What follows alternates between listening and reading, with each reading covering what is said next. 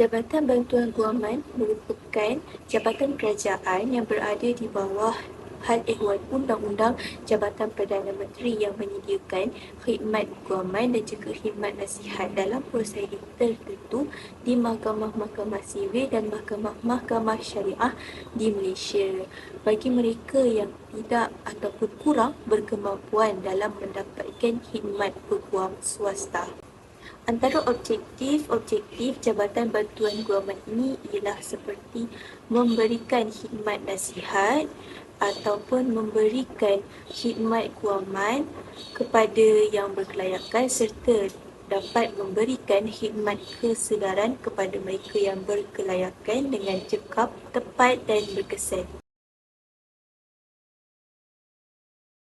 Antara peranan Jabatan Bantuan Guaman yang pertama, memberikan nasihat dalam semua perkara undang-undang, sivil dan syariah. Yang kedua adalah mewakili dan juga menyediakan khidmat peguam dalam perbicaraan kes-kes di Mahkamah Malaysia di bawah bidang kuasanya. Yang ketiga adalah menjalankan proses pengantaraan dalam menyelesaikan pertikaian secara damai dan juga sukarela. Yang ketiga, memberikan ceramah ataupun penerangan kepada orang awam tentang hak-hak mereka di bawah Akta Jabatan Guaman 1971. Contoh seperti kes yang memerlukan khidmat nasihat peguaman, peguam ialah kes tuntutan hak penjagaan anak. Okey, dalam kes tuntutan hak penjagaan anak ini, ia adalah wajib bagi kita untuk mendapatkan khidmat peguam dan mendapatkan nasihat mereka sebelum kita boleh mengambil langkah-langkah seterusnya. Contoh lain adalah seperti anda kena tipu dengan ejen hartanah dan anda perlu menulis dalam satu tas tu aduan tentang ejen hartanah tersebut. Peguam boleh tolong kita dan juga tolong mendapatkan ejen hartanah yang bagus. Adukan kepada peguam yang kita nak dapatkan nasihat. Terdapat dua kategori orang yang layak mendapat khidmat bantuan guaman. Yang pertama, sekiranya pemohon mempunyai pendapatan yang tidak melebihi RM25,000 setahun, pemohon layak mendapat khidmat bantuan guaman secara percuma dan hanya perlu membayar RM2 saja sebagai iuran pendaftaran. Yang kedua, sekiranya pemohon ini mempunyai pendapatan yang melebihi RM25,000 setahun tetapi tidak melebihi RM30,000 setahun, pemohon dikenakan bayaran RM300 dan RM2 sebagai yuran pendaftaran. Walaupun seseorang itu tidak layak untuk mendapat bantuan guaman atau kes beliau di luar bidang kuasa Jabatan Bantuan Guaman, bantuan guaman masih boleh diberikan dengan kelulusan khas YB Menteri. Walau bagaimanapun, kebenaran khas Menteri ini hanya akan diberikan dalam kes yang sekiranya bantuan guaman tidak diberikan, ia akan mendatangkan kesusahan dan ketidakadilan kepada pemohon. Permohonan boleh dibuat melalui Ketua Pengarah Bantuan Guaman. Bidang kuasa Jabatan Bantuan Guaman dalam mengendalikan kes di mahkamah adalah seperti yang berikut. Yang pertama, kes kekeluargaan sivil atau syariah. Kedua, kes sivil. Ketiga, kes jenayah. Antara contoh-contoh kes-kes dalam kes kekeluargaan sivil dan syariah ini, yang pertama seperti tuntutan nafkah, perubahan perintah nafkah, menguat kuasa perintah nafkah, ataupun tuntutan cerai, hak penjagaan anak-anak, harta sepencarian ataupun harta perkahwinan, ataupun muta'ah. Seterusnya, contoh-contoh untuk kes-kes dalam kes sivil ini seperti pampasan pekerja, penanaman padi, harta pusaka kecil, tuntutan kemalangan jalan raya, pinjaman wang, sewa beli, sewaan, surat kuasa mentadbir, permohonan anak angkat dan juga tuntutan pengguna. Di dalam kes jenayah ini, khidmat bantuan guaman dia berperanan untuk menjadikan sebagai pemohon untuk meringankan hukuman bagi mereka yang mengaku salah dalam semua kes jenayah di mahkamah sivil. Yang kedua, prosiding jenayah adalah di bawah Akta Kanak-kanak 2001. Yang ketiga, prosiding jenayah di bawah Akta Kesalahan-kesalahan Kecil 1955. Baiklah, seterusnya saya akan terangkan pembatalan perakuan bantuan guaman. Di bawah Seksyen 19 Akta Bantuan Guaman 1971, Ketua Pengarah Bantuan Guaman atau mana-mana orang yang dilantik di bawah Subseksyen 32 boleh membatalkan perakuan bantuan guaman mengikut Peraturan 7 Peraturan Bantuan Guaman 2017. Sesuatu perakuan bantuan guaman boleh dibatalkan dalam mana-mana daripada hal keadaan yang berikut. Yang pertama adalah atas permintaan, iaitu atas permintaan orang yang telah dikeluarkan perakuan itu. Yang kedua, pemohon dikehendaki untuk membuatkan sumbangan dan apa-apa bayaran mengenai sumbangan itu tertunggak lebih daripada 30 hari. Yang ketiga adalah jika ketua pengarah itu berpuas hati bahawa prosiding yang dimaksudkan telah selesai. Yang seterusnya, jika ketua pengarah berpuas hati bahawa orang yang dibantu menghendaki prosiding itu dijalankan dengan cara tidak munasabah sehingga mengakibatkan perbelanjaan yang tak patut kepada Jabatan Bantuan Guaman. Yang seterusnya, jika orang yang dibantu itu telah meninggal dunia, memang dibatalkanlah. Yang seterusnya, jika orang yang dibantu tu telah dihukum ataupun dihukum sebagai seorang yang bankrupt. Okey. Yang seterusnya, jika sumber kewangan orang yang dibantu tu lebih 50,000 setahun setelah penentuan lanjut dilakukan. Maksudnya setelah diselibik semula. Yang seterusnya adalah jika hasil daripada maklumat, ketua pengarah berpendapat bahawa orang yang dibantu tu, yang kita khidmat bantuan guaman bantu tu, tak lagi ada alasan yang munasabah untuk jadikan pihak prosiding itu dan adalah tidak munasabah baginya untuk terus menerima bantuan guaman. Yang terakhir sekali adalah jika orang yang dibantu semasa membekalkan maklumat telah ataupun dengan sengaja memberi apa-apa kenyataan ataupun pernyataan yang palsu. Jadi automatik terus dibatalkan.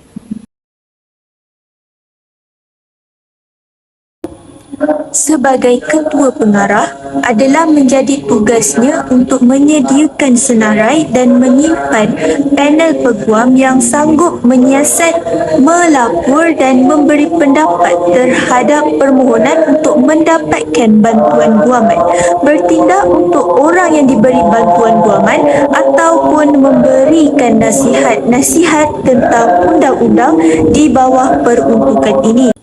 Seterusnya adalah tugas-tugas lain sebagai ketua pengarah Jabatan Bantuan Guaman. Yang pertama, mana-mana peguam yang berhak untuk namanya itu dimasukkan ke dalam panel kecuali sekiranya terdapat sebab-sebab yang baik untuk mengeluarkannya kerana perlakuannya semasa diberikan satu-satu kes untuk bertindak kepada orang yang ingin mendapatkan pembelaan ataupun orang yang diberikan bantuan guaman. Yang kedua, jika seorang peguam itu berasa tidak bergembira ataupun tidak berasa gembira dengan keputusan untuk tidak memasukkan namanya dalam panel itu, sama ada sementara ataupun tetap, dia boleh merayu keputusan itu kepada Mahkamah Tinggi yang boleh membinasakan ataupun menentusahkan keputusan itu. Yang ketiga adalah tertakluk kepada Seksyen 242, mana-mana peguam boleh meminta ketua pengarah mengeluarkan namanya daripada senarai panel. Seterusnya adalah yang ketiga, tertakluk kepada Seksyen 242, mana-mana peguam boleh untuk meminta ketua pengarah mengeluarkan namanya daripada senarai panel dan ketua pengarah hendaklah memenuhi permintaan itu. Yang keempat adalah bayaran dibuat kepada peguam yang mengambil kes biru dan jumlahnya dipersetujui oleh ketua pengarah dan peguam.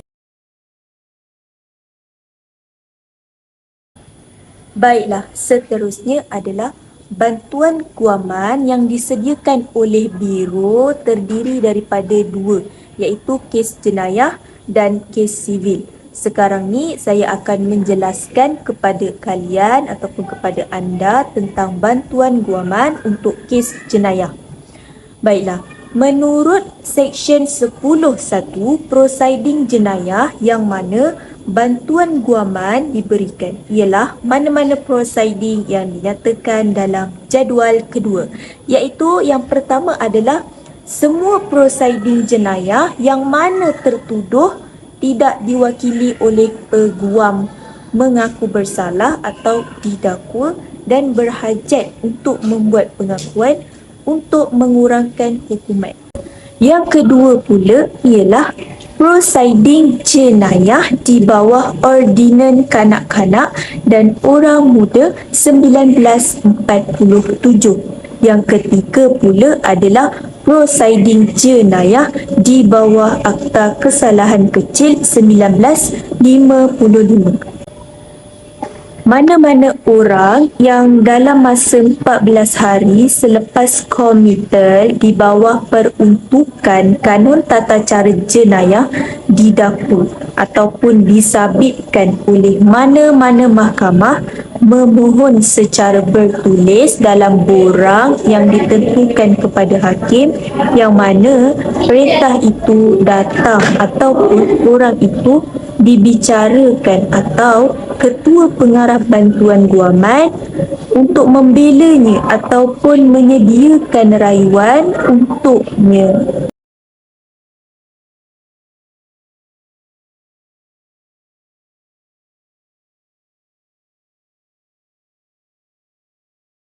Baiklah, bismillahirrahmanirrahim.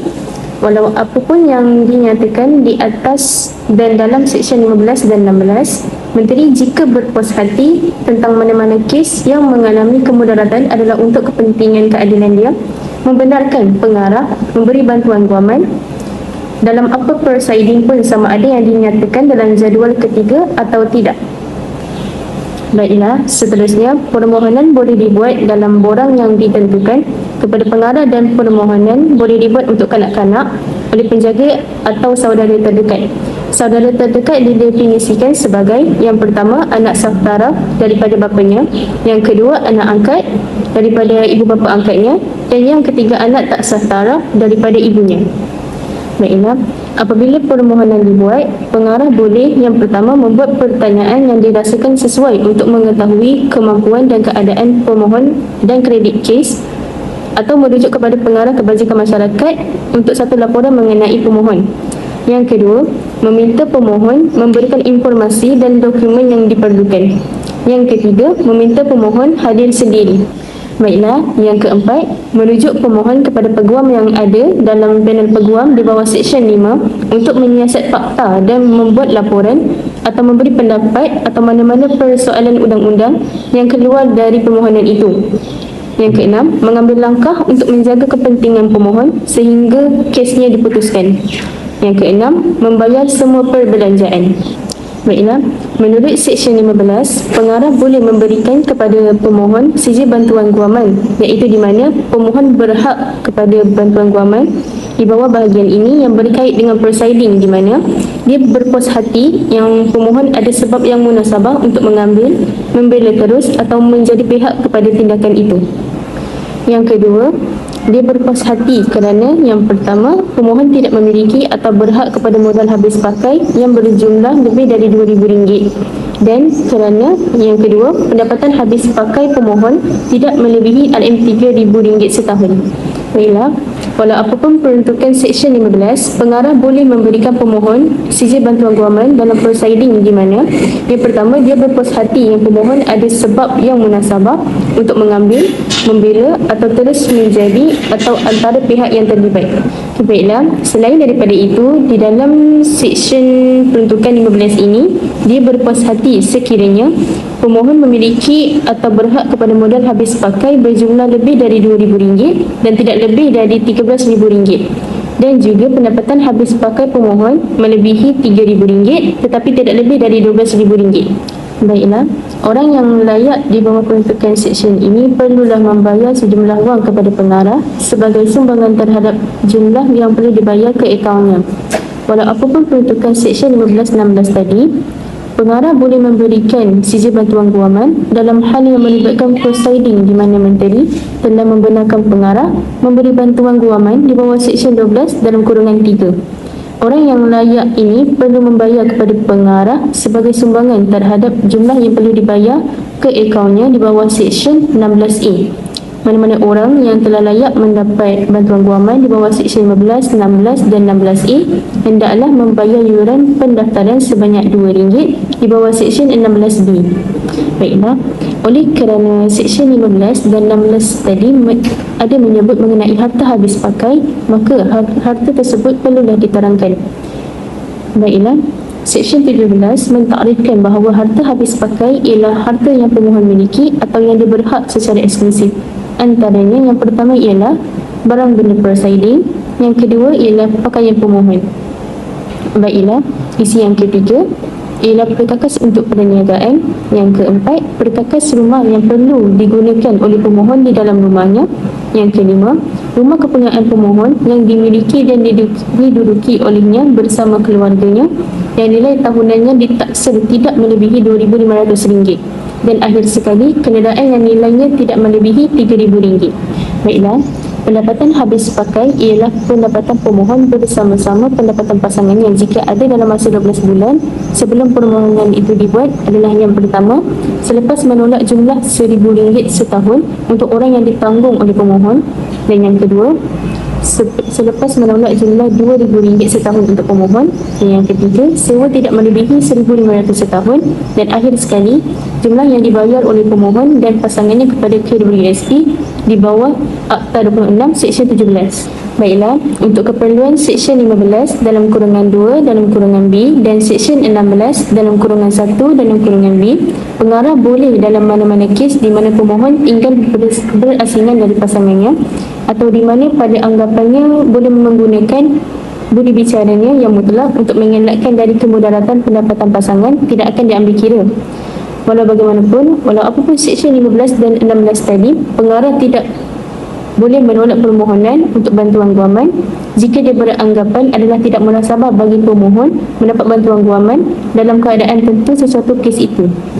Baiklah, maksud sumbangan dari orang yang menerima bantuan guaman ialah pemberian yang perlu dibayar kepada pengarah dalam peruntukan Seksyen 16 dan atau Seksyen 16A boleh termasuk antaranya pemberian dalam bentuk harta tidak lebih dari jumlah yang mana modal habis pakainya melebihi RM1,500, dan antara pemberian dalam bentuk pendapatan tidak lebih dari setengah dari pendapatannya sebelum potongan dibuat dalam Seksyen 17 dalam kurungan 1.